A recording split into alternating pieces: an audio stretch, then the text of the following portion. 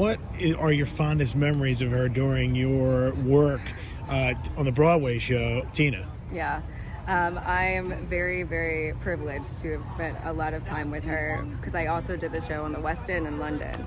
So one of the fondest memories I've ever had with her is just getting to sit with her and talk to her about her life, about who she is as a woman. She's taught me so much.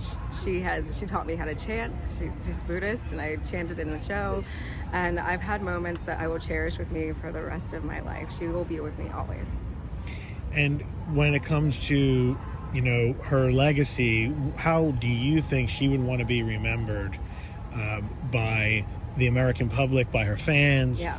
And how does that play into tonight for you? Yeah, I think Tina would want to be remembered as an incredible artist that strove for excellence, a strong woman who was not afraid of hard work.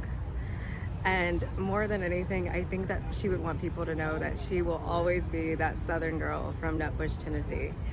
And she took her dreams and she ran with them. And she's a role model to us all. And I miss her, and I know we all miss her very much. Yeah, I know a lot of people, were diehard fans of hers. I heard you were saying that she may not have always necessarily felt loved. Yeah. What made you say that? Anything that you learned about her during your work with her? Yeah, I just think it's very tricky growing. In her journey, she had a very, very hard life. In her time in America, it was very difficult. And I think that there were times when she was here working with Ike that she felt like she didn't have anywhere to go, no place to run to. And I know that she had a lot of great times here, but I also know that this chapter of her life, her chapter being in America, was also filled with a lot of darkness as well.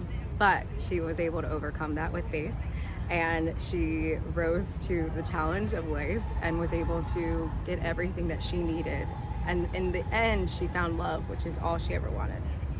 And I remember when she passed, people were like, why is she in Switzerland? Why isn't she in the United States? Yeah. I wonder if that was part of it, just her experience. Yeah, here. She lived in Zurich and with her husband and was living a very, very happy life there.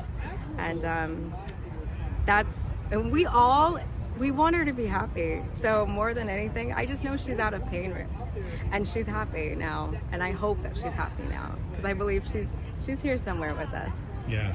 And then I was going to ask you about the movie, right? You've got coming Rustin, up. Yeah. What was it like working with the Obamas, the production team? How involved are they in the process? I think a lot of people wonder that. I actually don't know how involved, but I will say this.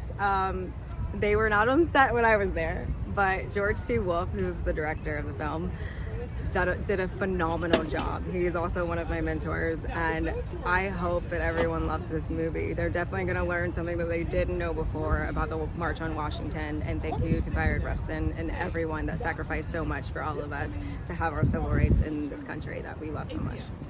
Yeah, I'll have to look out and see if there's a premiere around here for the movie. And Chris Rock, right? He's in it. Yeah. Did you work with him directly? Yeah. We didn't do scenes together. A lot of my scenes were with Coleman Domingo, who played Rustin. But he was there. And actually, one time he was coming back from a scene, and I was sitting in his chair by accident. And I walked over and was like, oh, hi, sorry, Chris.